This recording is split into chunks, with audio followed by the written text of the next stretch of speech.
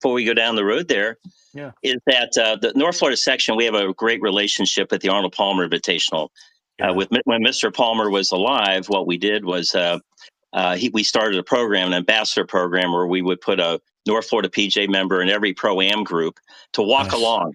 And we Yeah. called them ambassadors because a lot of these people that they would caddy, they weren't, they were high school kids, neighbors and stuff. We turned a 7-hour round into a 5-hour round by doing Right. that. And then subsequently, what it did was it allowed them to get more money for the Arnold Palmer, Women's Children's Hospital. And so the other day when we were doing it, I was in the MasterCard suite. Now, it wasn't because we were special people. Just if you have a MasterCard, you can walk into the suite and it's right over where the stands are overlooking the range. And I walked in there and I wanted to get your opinion on something because I saw they have an AI golf instructor. Mm. And you take a golf swing in front of this camera, and all of a sudden here's this person comes on the screen, and they're diagnosing your golf swing through Yeah. AI. Yep.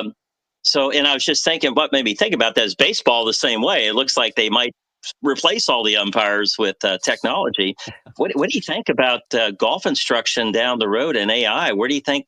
How do you think that's going to fit in? Well, it's not coming. It's here. I mean, it's here, Yeah, and that's the way it is. And I'll tell a story, John.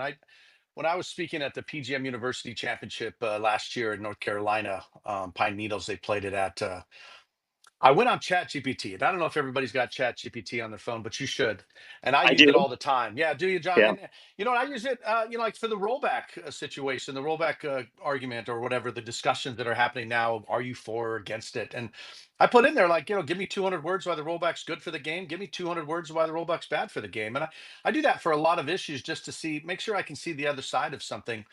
But I had it. I was speaking to the kids, and I had to give an opening night ceremony speech. And I told all the kids, listen, I went on ChatGPT just like you guys do for your homework, and I had it write me a speech tonight.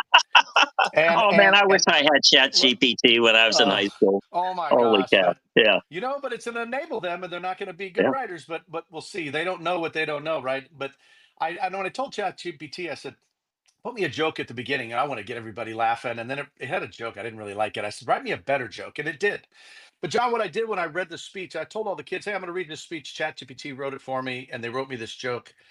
But I read the joke as badly as I can read the joke, John. And nobody laughed. Nobody laughed, right? But my point was, ChatGPT can analyze a swing. ChatGPT can write a joke for you. But how I present that, how I make that relationship so you actually remember it or you laugh at it, is the power of the PGA professional. So yeah, technology is going to do a lot of these things, but it's over the counter medicine, and it's not delivered by a practitioner, somebody we're the doctors of the game, right? I love that book, Doctors of the Game, talking about the history of the golf professional. So I'm not worried about that. Those are tools that we're going to use to ensure that we build deeper relationships with our students, because we've always been about people. And unfortunately, we've been pulled out of that. I think ChatGPT and all these AI swing analysis engines that we're going to utilize will help us build better relationships with our students. And that'll get us back to what we used to do, bro. We got Well, away from the I was relationship thinking about side. this. I went to the first PJ Coaching and Teaching Summit Right. back in, I think it was in Dallas or something, back in 1990. It's been a long time. All right, and but I remember when I heard the word coaching, I'm like, well, Yeah. why would they put coaching in there? And I think the answer would be yes. With AI, the technical aspect, it'll probably up every golf instructor's game. I know it certainly would mine because the use of data technology now. I give golf lessons in an indoor golf simulator now, in air conditioned comfort. I don't have to do it, but I just want to keep my hand in the game, and I enjoy Yeah. doing that. And all the data is right there on the screen. It just makes me a better instructor because I can get that cause and effect and the feedback and things like that. But I don't think so. I think you're right. AI will definitely enhance some of the science of the game, but the art of the game is still also in coaching. I don't think they could ever replace that. No, no way, because it's like we learn in PGA school, right? Some people are verbal, they need to hear it. Some people need to feel it. Some people need to see it. Well, how do you know that? I mean, ChatGPT, I guess, could ask you a bunch of questions to a student to find out what best triggers you. But we know when we're working with them, we give them three different drills to fix one thing. We see the one they latch onto, and all of a sudden that gets them that inside to out path that we were looking for them to get. We don't know which one's going to work until we apply it to them, and then it boom, it rings a bell in their head. And yeah, I think all this is just going to prove that we need more PG professionals working with golfers. And by the way, John, we got to get on the golf course. I mean, I can't imagine we might be one of the only professions where we never see our students play the game. We're never out there playing with them. Now, some do it, and maybe you have a junior student when you're out there, but how did you fix somebody's game, not their swing, their game, if you never see it when they're playing with their buddies on a Saturday or they're in a four-person scramble on a Tuesday?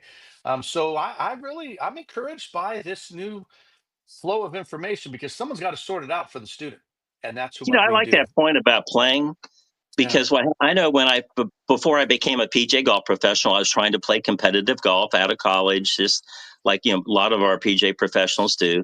sure. And so I play all the mini tours and the regional tours and the all kinds of different places you would play before you try to go qualify for the PJ Tour. And I Yeah. remember playing in pro ams, and we'd be in some small city somewhere in North Dakota, and we'd be playing in a tournament, and it was the city's tournament. And they have a pro am the day before, and the people that played in the pro am weren't very good golfers because they're the ones who wrote the checks to play in the pro am to raise the prize pool. Right. And I used to win those all the time. And it wasn't because I had sandbaggers. I learned that I had some sort of knack for the game because if I could show a 24 handicapper one little thing, make a couple pars, it lowers our score in the pro am. And that's how I got my introduction to the teaching because whatever I told them, I didn't have a chance to get them a golf lesson and spend 4 hours. I had to tell them like, okay, just do this and you will hit a better golf shot or you'll hit a better putt or a better chip, and it works. Gosh, I love that. You know, the Southwest section here in my section, they used to do an event. And I don't know why they stopped it, but we should have this event across the nation. And John, what it was is you showed up, you paid your $100, and then they assigned me somebody on the range. It's some amateur. An amateur would sign up for like, whatever they were going to play in this tournament that was flighted by handicap. They assigned me a guy, never met him before in my life. I talked to him a little bit. I watched him hit balls on the range, and then I caddied for him. How my player did is how I got paid. It wasn't me playing, it was me caddying that person. So to your point, I couldn't do a Well, yeah, I like renovation that. of the Yeah, golf swing. I couldn't do a renovation of the golf swing. I had to watch them yeah, play and go, hey, let's hit 8 instead of 7. Let's yeah. chip, let's putt this instead of chipping. It's a little tight. And you're right. I thought it was the greatest thing. And it showed what the coach relationship is. There is swing instruction, but then there's coaching and playing. And that's really where the good stuff is.